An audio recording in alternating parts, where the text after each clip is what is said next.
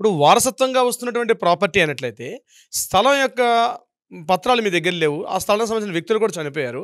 అటువంటి సందర్భాల్లో ప్రాపర్టీని ఎలా సంపాదించుకోవాలి? ఒకటి గుర్తుపెట్టుకోండి. ముందుగా ఈసీ చెక్ చేసుకోండి. ముందుగా ఎన్‌కమర్ సర్టిఫికేట్‌లో ఎవరి పేరొస్తుంది? ఒకవేళ అక్కడ నేమ్స్ అన్నీ మీవున్నాయి.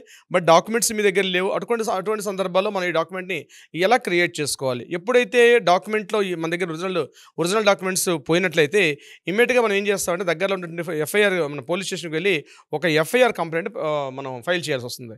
ఎఫ్ఐఆర్ కంప్లెయింట్ చేసిన తర్వాత ఎఫ్ఐఆర్ నంబర్ పెట్టుకోవాలి దాని దగ్గర.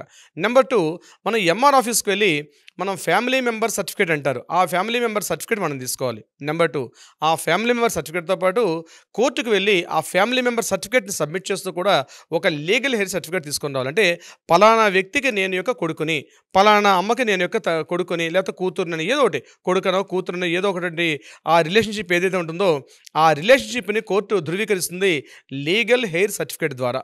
ఎప్పుడైతే family member certificate, legal heir certificate ఈ 2 వచ్చేసిన తర్వాత ఒకవేళ ఆ ప్రాపర్టీ కాకుండా ఇల్లు ఏదైనా అనుకోండి అదే ప్రాపర్టీ. అప్పుడు ఆ ఇంటికి మనం ప్రాపర్టీ టాక్స్ ఉంటుంది.